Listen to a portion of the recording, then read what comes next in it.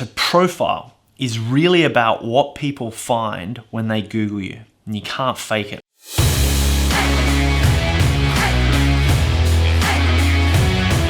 We use the acronym SALT, like are you worth your salt in your industry, right? Also, salt on its own is disgusting. And people that focus on raising their profile when they haven't already nailed the first 3 layers of value show up as gross. They show up as sort of self-promoters. So don't do profile on its own.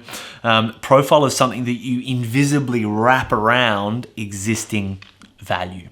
SALT, S is for social, which is essentially taking everything you did in the publish step and paying a virtual assistant to repurpose it and repost it into stuff your audience can watch, read, listen, and do. It's pretty simple. For the most part, social media is repurposing published content. An example of an award, though, would be someone like Kathy Burke, one of our clients, being named one of the top 100 influencers in Australia, or Tracy Angwin being named one of the fastest growing companies in the country, or Gina winning the Telstra Businesswoman of the Year award. These are all of our clients. However, an accolade is more like specific kudos given by a trusted authority. So Andrew Bycroft is a cybersecurity expert, was making about $500,000 a year as a consultant. After working with us, the Wall Street Journal named him the world's leading cybersecurity expert.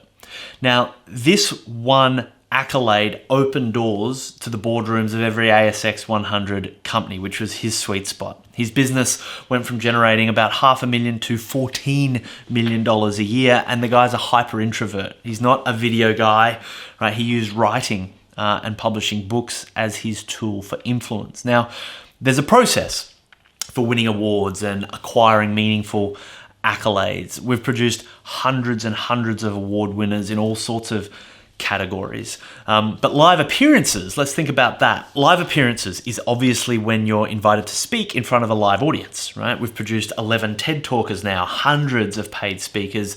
The third-party media, the T in SALT, is when others are promoting your message on your behalf because of the way it adds value to their audience. I mean, just think about it. If you're considering buying something or working with someone, not a stick of gum, like an expensive considered purchase, you're going to Google them. And to a large degree, you're going to make your decision on whether you want to proceed based on what you find. So when you discover that they're an award-winning media commentator that's highly respected and great people say great things about who they are, plus they're actively sharing meaningful stuff on social, you get the idea. So the question, of course, is how did you score on profile? Try Googling yourself. Would you buy from you?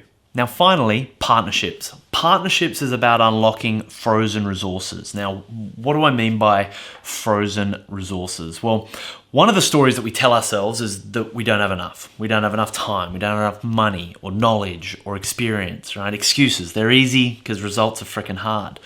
Let me tell you 2 stories. The first is going back to Darren. He was going through our program. He decided that he was going to write a book. Now, you don't have to write a book, totally optional. He didn't think he would at the start. He eventually changed his mind.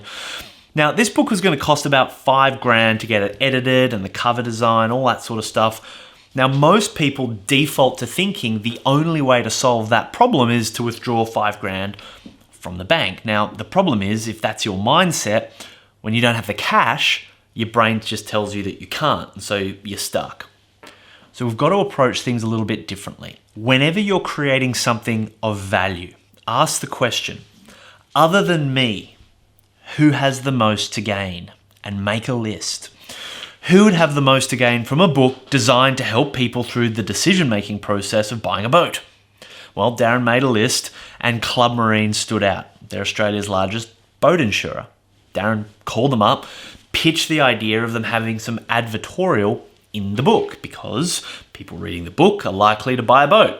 If they buy a boat, they're going to need insurance. It's a perfect fit. Club Marine loved it. They offered him $15,000 for the first 3,000 books. So it went from going to cost him $5,000 to him making $10,000 after all the production costs.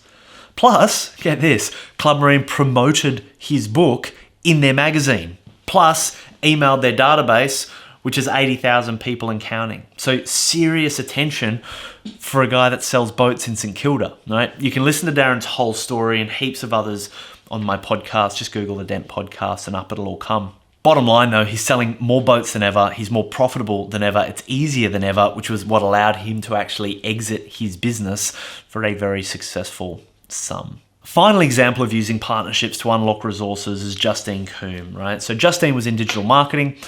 When we met, she was a sole trader. She was making about 200 grand a year from her consulting. She wanted to grow into larger corporate clients, but her time was super maxed in delivery. She didn't have enough time to go out and sell and deliver, but in her industry, a salesperson was going to charge her about 200 grand a year. And that was her entire revenue, right? So she was kind of in this catch-22, something to just really get. Catch-22s don't actually exist. They're just lazy thinking. And a way to break that thinking is through partnerships. So again, on our program, our pitching mentor worked with Justine to shape a partnerships pitch. Now the goal was to circumvent the need to hire a salesperson at all. So she eventually pitched Salesforce, the big software platform, and her pitch was simple. The better your clients understand marketing, the more of the platform they will use, the more money they'll pay you. So it makes sense for you to introduce your clients to me, right? And Salesforce agreed. And so they invited her in. She spent a few weeks training their internal sales team on how to pitch her services. I now have more than 40 professional salespeople selling my services. That's a lot of people. It's awesome.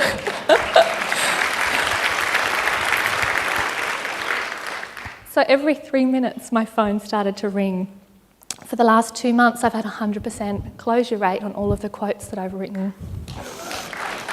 She grew from doing 200 grand in revenue to over 2 million in profit in the space of about 2 years. She now works 6 months on, 6 months off, so she can spend some real quality time going on adventures with her kids. That's why she does it. The way that it makes me feel is absolutely remarkable. You know, this is my dreams coming true. But the real question is, why do you want it?